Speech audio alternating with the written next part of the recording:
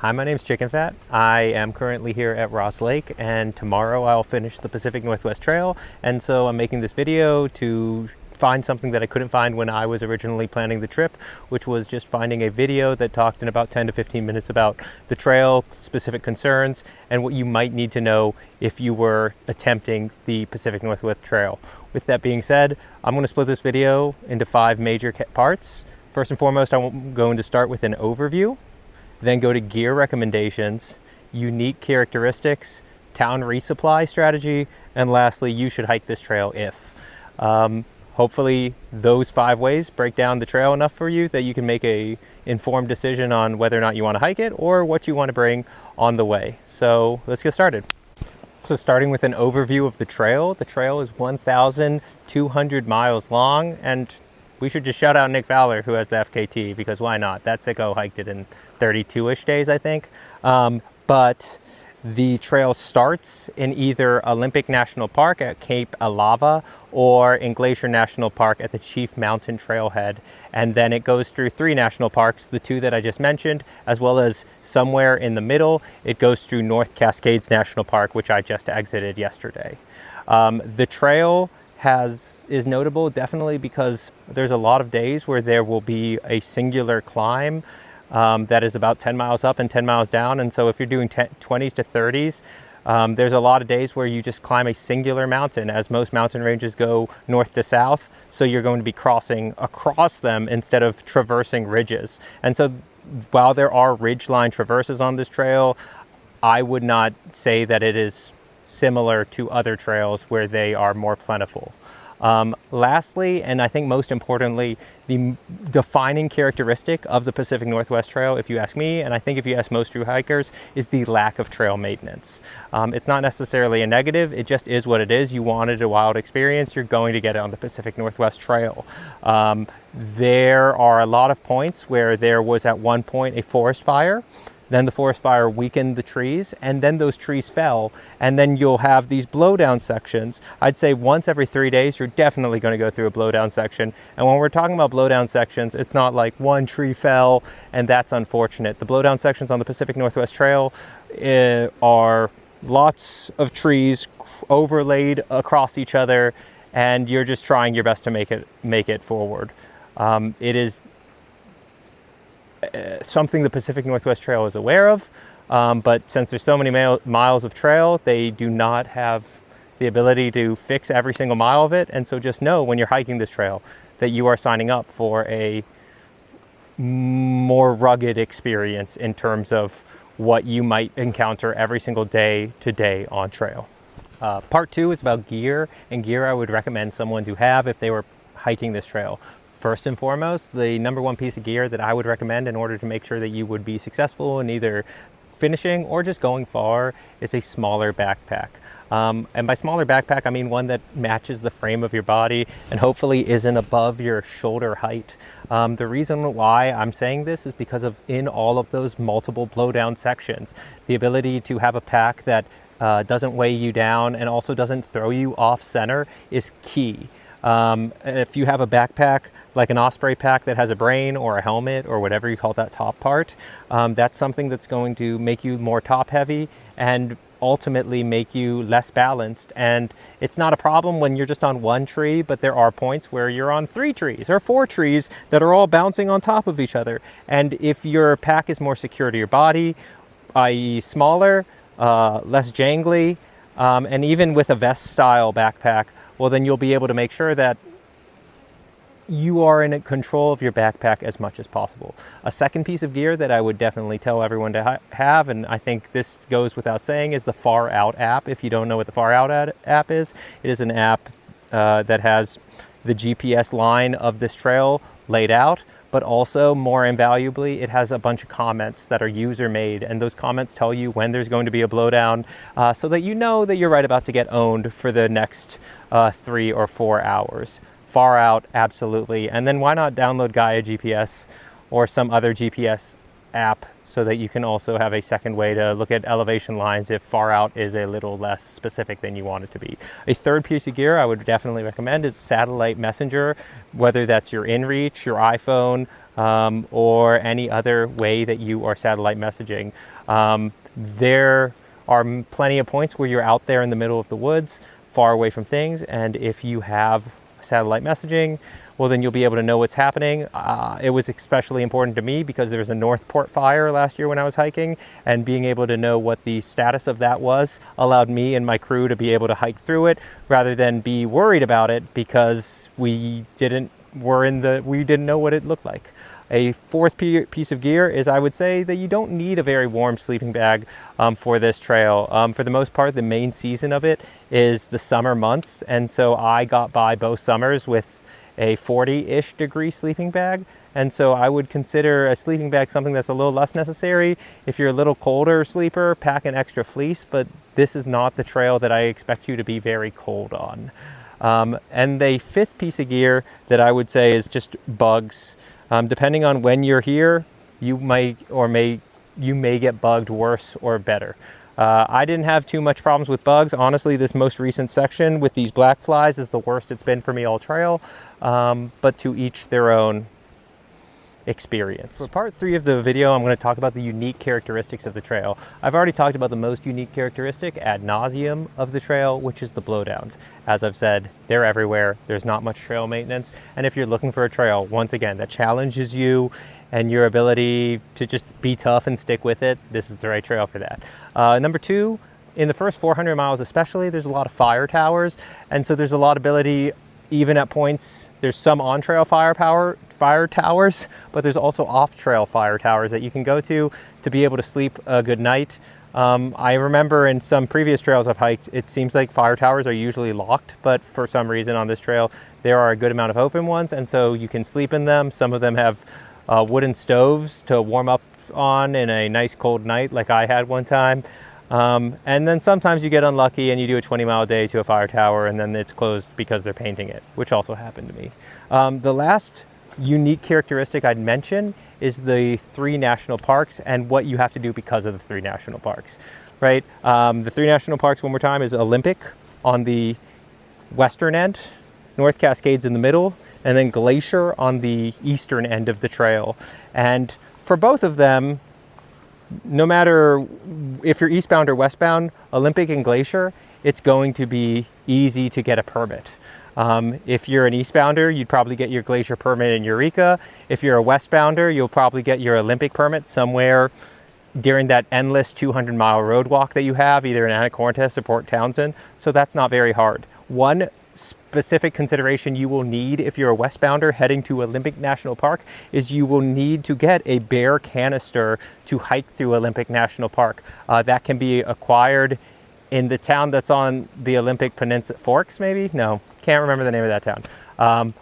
You'll be able to get a bear canister, or maybe you could have one shipped to you in Port Townsend. That would also be an option. But you do need a bear canister either to start in Olympic or as a westbounder once you head into Olympic. On the flip side, North Cascades National Park may provide some permitting issues. If you're a westbounder, it's not very difficult to get a permit.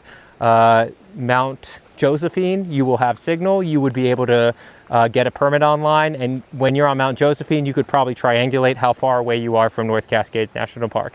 If you do not do that, by the time you get to Mount Baker, there is also internet, but because you're on Mount Baker, it will already be too close or too soon for you to enter North Cascades National Park to be able to do an online reservation, in which case you will have to call, and the National Park Service in Marble Mount will issue a phone permit to a PNT hiker, which is your same plan if you're a westbounder headed into North Cascades. The difference is, as a westbounder, you will be coming from Oroville, and then from Oroville, it's about 150 miles all the way to Ross Lake and North Cascades National Park. The problem is you won't have signal until you get to Ross Lake, and then the only signal that you'll really have in Ross Lake is if you go to Ross Lake Resort, which they allow you to come in. They have Wi-Fi, you could sit there, you could charge out of the way maybe, but that is your only ability to be able to call if you're at Ross Lake and a westbounder, unless you go into the towns of Yakima, Marble Mount, or Concrete, if you decide to do a super hitch. So as a westbounder, North Cascades does provide some permitting issues, as well as getting the bear canister for Olympic may be more difficult than starting with it as an eastbounder.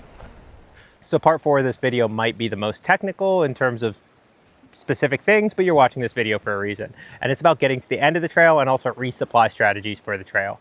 I'm going to start with getting to East Glacier because that would be the easiest one of the two ends to get to. Most people, to get to the end of the trail, I flew into Minneapolis and took a day-long Amtrak all the way to East Glacier, but Amtrak is your answer to get to East Glacier. The reason why you would want to get to East Glacier is because there's a great hostel called the Looking Glass Base Camp that is in East Glacier, where you would be able to stay the night after you get in on the Amtrak and also provide yourself for a way to get to the top of the trail. If you are not flying into Minneapolis and then taking the world's longest train across, the most likely chain of events for you would be flying into Kalispell, then maybe hiring a taxi or hitching all the way to the train station that's in the closest town that is only 10 minutes north of the airport. And then once you take that, you would just take the Amtrak all the way to East Glacier, and then once again, Looking Glass Base Camp all the way to the top of the trail. On the flip side, if you're going to Cape Alava, it would be more difficult. You could fly into Seattle, and then there are a lot of public transportations to get yourself to Port Angeles, which is on the Olympic Peninsula, and even Forks, which is even closer to the end. But the problem is getting to Cape Alava itself is very difficult. It is on a road that is not very well trafficked. It's just a campsite. And so, you know, sticking your thumb out and hoping for continual hitches to get there might prove difficult. It could be done. I'm just saying that that would definitely be a difficult day for me. If it were me and I was trying to get to the eastern end of the trail, I would definitely hire someone or reach out to a trail angel in order to make it to the eastern side of the trail, because that's more difficult. For resupplies on this trail, they aren't the most difficult to do. I would say that if you're comfortable with at least doing 180 carry, you should be good on this trail. You only have to do one large carry. The largest carry that most people have to do is from Ross Lake to Oroville, or vice versa if you're headed eastbound or westbound. And that, I think, is 170 to 200. I can't remember. I'm so sorry. Right? But that would be the longest carry. Beyond that, you can split a lot of carries. But on the flip side, if you're a person that doesn't want to stick out your thumb and hitch, this trail can also be done without any hitching at all. My goal was to do that. And so this is my exact resupply strategy that would have been 0 hitching and 100% just walking into towns. It did require skipping a major town that definitely had good stuff. But this was my strategy. My resupply strategy was going from starting in Glacier, right? Glacier goes to Eureka. I believe that was 150-ish. After Eureka, it was Medellin Falls. That was a longer run, around 180 to 200. Medellin Falls brings you to Northport. That was a short one. After Northport, it was Oroville. After Oroville, it was Ross Lake Resort. After Ross Lake Resort, you could go into Angier or Bellingham. After Bellingham, there's a lot of towns on a road walk, so it would be Anacortes, then Port Townsend, and then from Port Townsend, you would have to go all the way to the end to Cape Alava with being able to get some snacks in Forks. Doing that, you could do the whole trail without having to hitch. However, I did skip over a lot of major towns like Republic, which you have 3 different chances to enter. Yak, early on in the trail, a little bit off trail. I also skipped by that. Concrete, Marble Mount, both of those are options instead of going into Ross Lake Resort, because Ross Lake Resort, while on trail, charges, I think, $20 to $25 for a thru hiker to pick up their package. And this is just an off story. I did meet 2 thru hikers who picked up their items in Ross Lake Resort, and there were mice that had bitten through it, but Ross Lake Resort said that it was that way before they got it. Just providing a story. Lastly, I want to end this video talking about whether or not you should hike the trail, and maybe logistics you want to think about that maybe would make it more likely or less likely that you would want it. First and foremost, I want to talk about physically. Physically, you need to probably be able to do 20s to 25, and I would really recommend 25. 25 makes it so that the resupplies aren't too cumbersome and difficult. If you can't average 25, then you might find yourself carrying larger resupplies, and that would be no good and very difficult. So I would say a bare minimum, if you're comfortable hiking 25s, That's good. Number 2, you should definitely hike this trail if you like berries. If you're hiking in the summer months, because you're going on one latitude, the moment that the berries hit, they stay for the rest of the trail. And so there's thimbleberries, there's huckleberries. This morning I had blueberries in my oatmeal. They're all over the place, and you can grab them whenever you want. So if you're a big berry picker, this trail will be very good. The third reason that maybe you should think about hiking that trail, if you want solitude, in my 1,200 miles on this trail, when I was heading westbound, I did have a crew of 3 other guys I hooked up with. But beyond that, I probably only met around 25 hikers over these 1,200 miles. You will definitely have more solitude hiking this trail than a lot of other trails. And so if that's what you're looking for, it's definitely that trail. You should also hike this trail if you want a choice in your directions.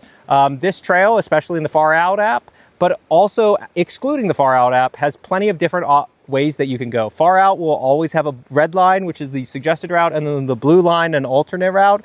But for example, me heading out of Oroville, I chose to walk up some random road instead of the annoying trail because it was a very hot day. And I don't feel bad about that. And I think most Pacific Northwest through hikers don't necessarily have the same, you have to follow the red line perspective.